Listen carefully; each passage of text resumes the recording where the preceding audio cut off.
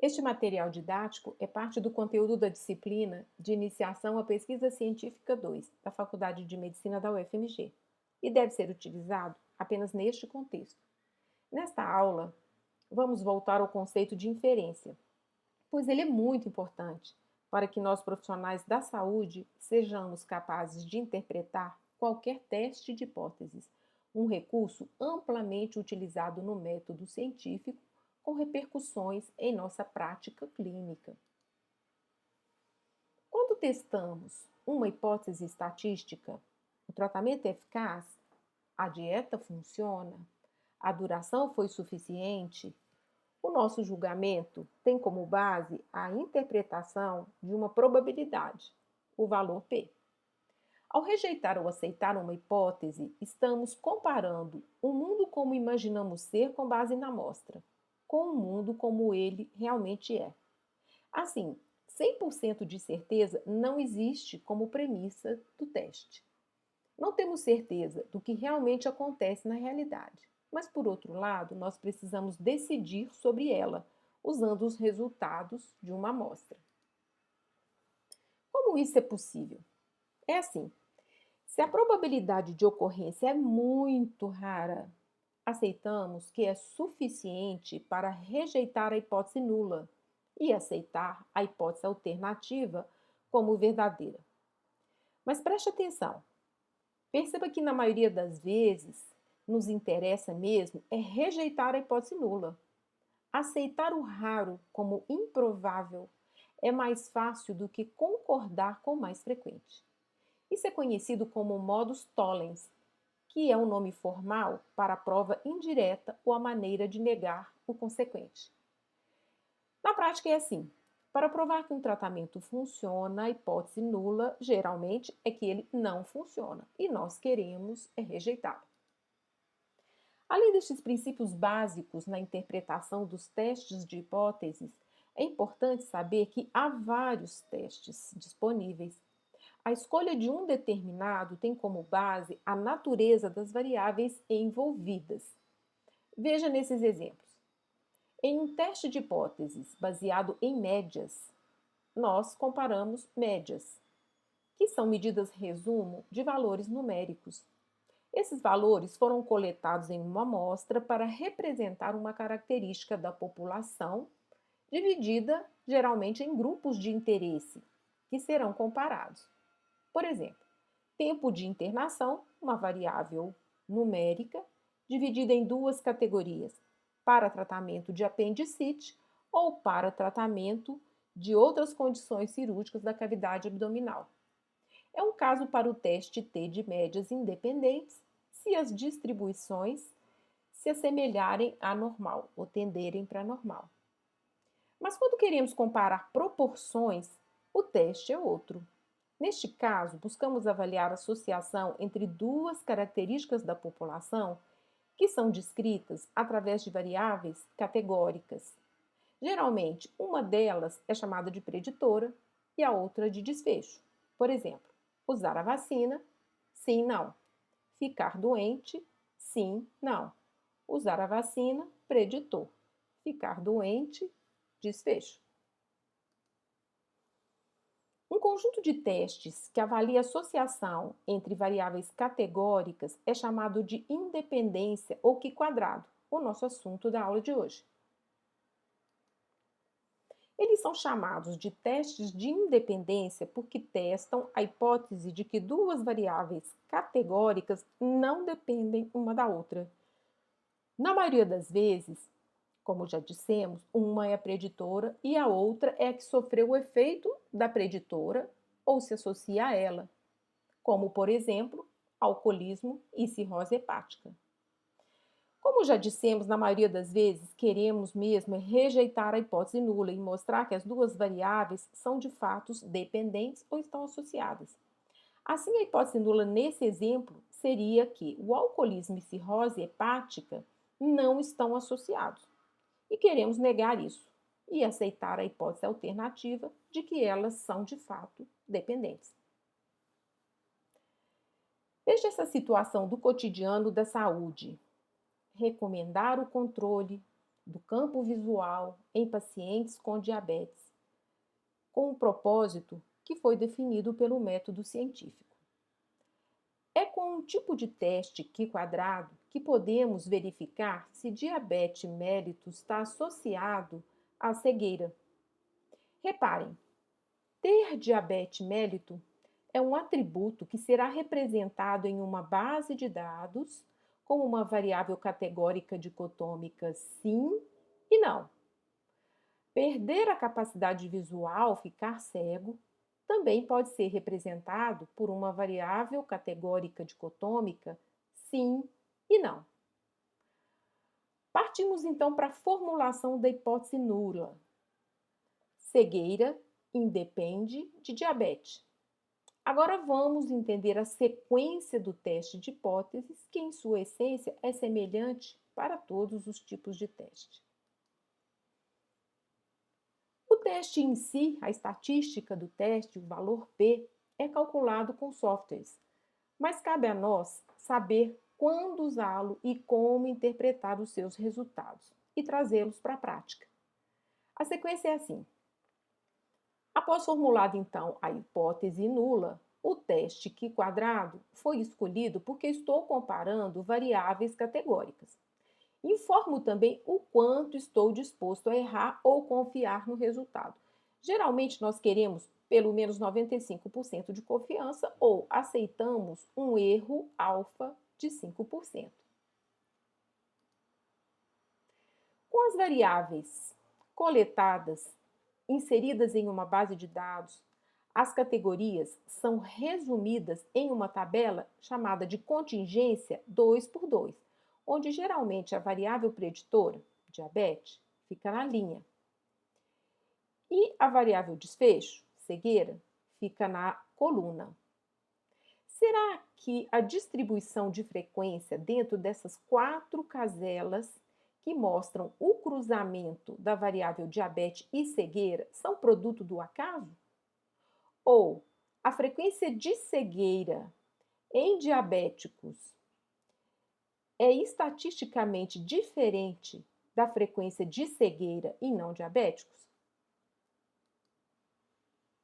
Em seguida, o software estatístico calcula o quanto os valores observados na tabela 2x2 se devem ao acaso ou não.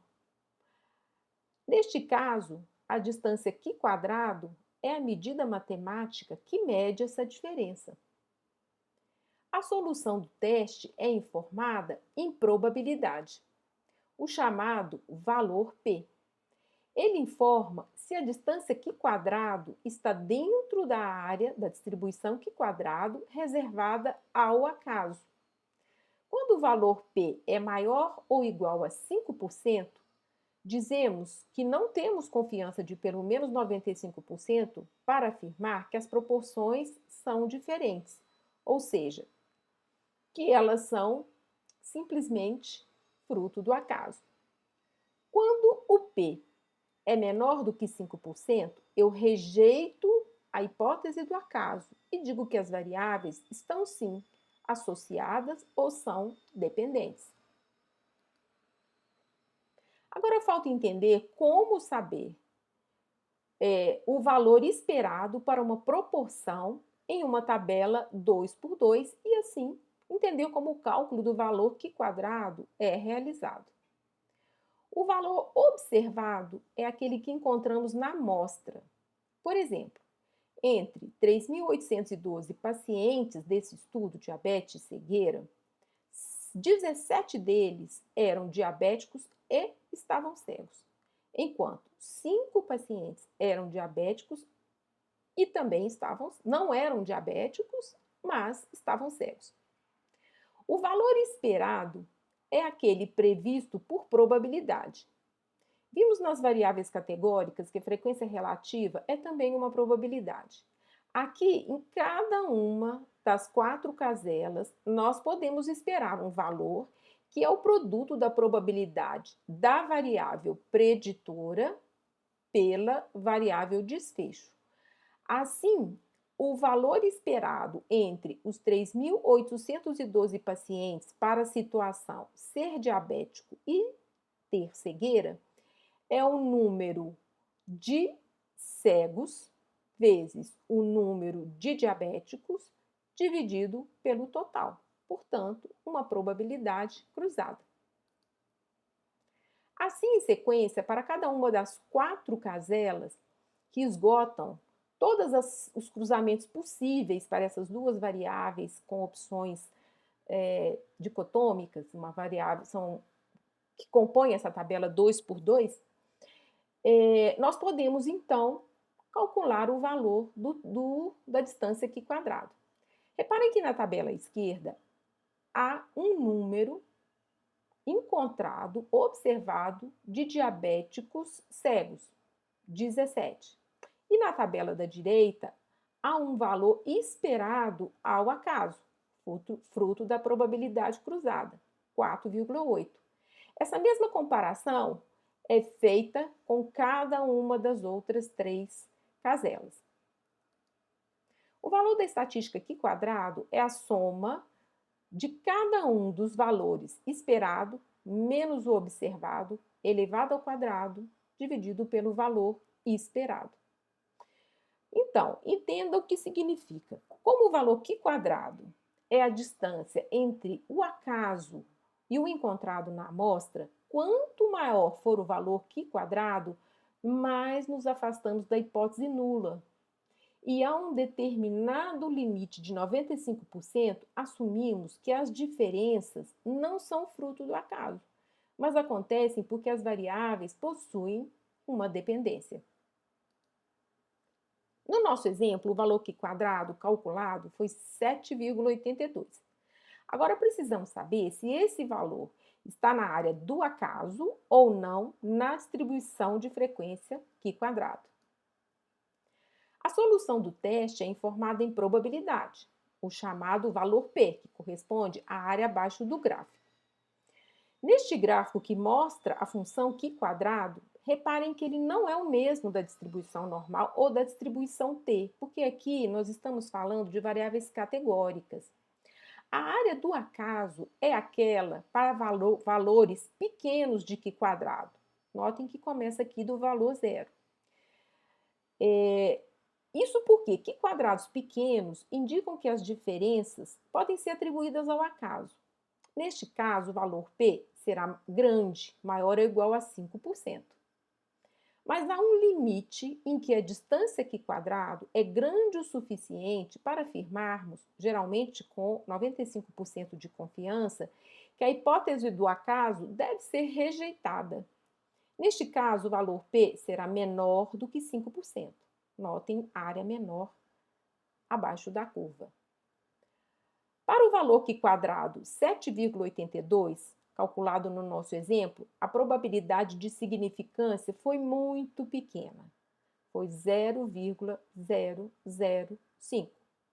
Ou seja, rejeitamos a hipótese de que a associação entre cegueira e diabetes seja ocasional. Portanto, precisamos fazer mesmo um bom controle do diabetes e também um monitoramento do campo visual em pacientes com essa doença. Resumindo, por vezes, as diferenças entre proporções são pequenas e ocorrem ao acaso. Se as diferenças ocorrerem ao acaso, eu então aceito a hipótese nula como verdadeira. As variáveis são independentes. No exemplo de hoje, seria dizer que cegueira e diabetes não se associam, mas não foi o que nós encontramos. Para saber se as diferenças são grandes ou pequenas, dependemos de um teste de hipótese e não da comparação simples dos números que aparecem nas tabelas, da tabela 2 por 2. No nosso exemplo de hoje, se calcularmos a frequência da perda visual no grupo com diabetes, ela foi 0,9%. E no grupo sem diabetes, ela foi 0,25%. É o teste que vai nos ajudar a separar e verificar se essas diferenças são casuais ou se elas são realmente significantes. O limite crítico de 95% é o que separa o acaso, aceito a hipótese nula, do não acaso, rejeito a hipótese nula. Agora, vamos finalizar falando dos vários tipos de teste Q quadrado. O que acabamos de ver é chamado de teste Q quadrado de Pearson. Ele é muito usado, mas não pode ser usado sempre. Por exemplo, quando temos amostras pequenas, é comum que valores dentro da tabela de contingência assumam valores muito pequenos ou até zero. Neste caso, temos que lançar mão de outros testes de independência, como o teste exato de Fisher, que pode ser usado quando a frequência esperada dentro das caselas, das tabelas de contingência, for menor do que 5. É relevante também mencionar que o teste Q quadrado de Pearson pode ser usado não apenas em cruzamentos 2 por 2, mas há situações onde há mais do que duas classes para cada variável categórica. Por exemplo, eu poderia comparar diabetes ausente, bem controlado, mal controlado, com perda visual, ausente, parcial e total. Já o teste de Fisher aplica-se apenas a tabelas 2 por 2. Agora deixo aqui um desafio. Você já é capaz de interpretar os resultados dessa tabela?